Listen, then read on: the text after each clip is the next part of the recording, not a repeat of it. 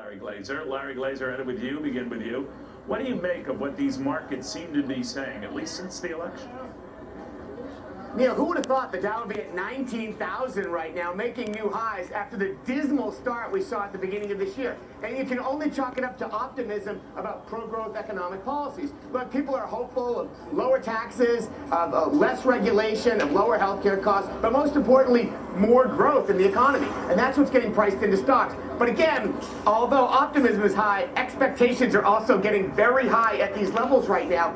And we know change comes very slowly in Washington. So we want to temper that expectation, recognize that as money goes from cash and bonds into stocks, recognize that, look, we start with a very high national debt to make all these changes, and we've got a debt that's going to $9 trillion under the Obama administration. Even a Republican administration may have a tough time passing many of the policies. So we need to be cautious at these levels, recognize that we're optimistic, but it's going to be some time before all these things happen. Larry, what do you make of this, and whether it could continue? Because offsetting this are concerns about rising interest rates. Now, they're rising for all the right reasons, we would think, improved economic activity, but the fear seems to be that if they keep rising, it could put, obviously, a damper on U.S. profits abroad, priced in dollars and all that. You know the drill, and people are worried about that. Do you think that's a justifiable fear that kind of reigns on this party, or what?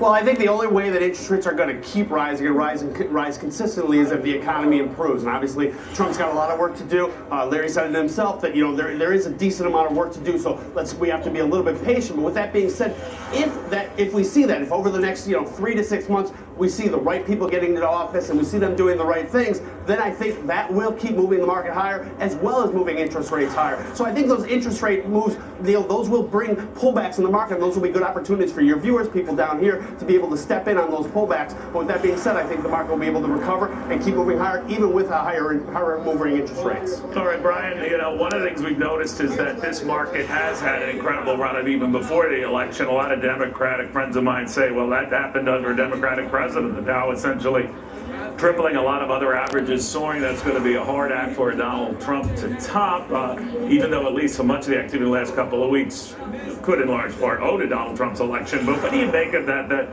this is going to be hard to keep going just by the sheer force?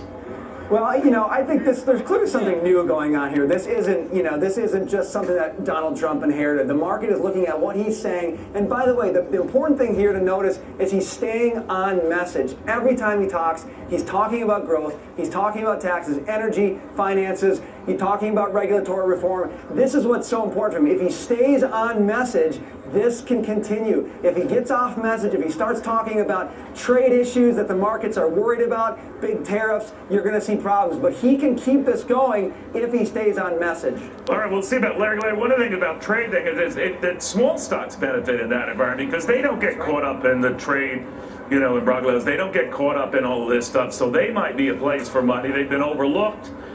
Maybe not so much now. What do you think?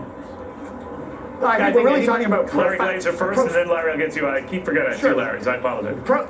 Profound change in the economy. That's really what we're talking about. And we see the leadership of the stock market being small cap. I think that's really an optimistic sign because this is looking like the small business president. That's something, those are the businesses that have been left behind in this economy by the last several administrations. So we're so excited to see the leadership and the optimism coming out of Main Street. Money that's going to be spent in retail and restaurants right on Main Street, not on Wall Street. So I think that is a big deal. And international challenges affect big companies. They don't necessarily affect small companies who do their business right here. And growth comes from within. If the consumer does well, that's 2/3 of the U.S. economy. That will help small businesses, and that's why they're doing so well right now. Larry, I mean, there is a focus on the cabinet, too, of who Donald Trump picks around him. We're going to get to that in a second. We're going to have Ben Carson here who could play a role in that. Also hear from Carl Icahn, who has poo-pooed a direct role in that, but will be an advisor. How important is that to you? It's pretty important. Obviously, we want to see, right?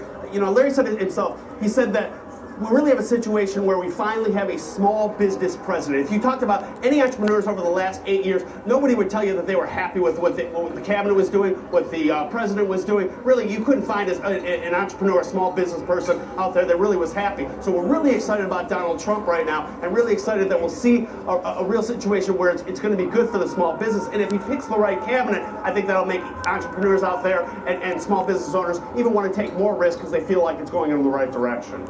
All right, guys, thank you very, very much. Just to bring you up to date on this, look at, of course, the Dow, 19,000+, as these gentlemen were pointing out, first time we've ever been there. We're also getting word that Donald Trump has already left the Trump Tower en route to Florida. He's going to spend his Thanksgiving break there.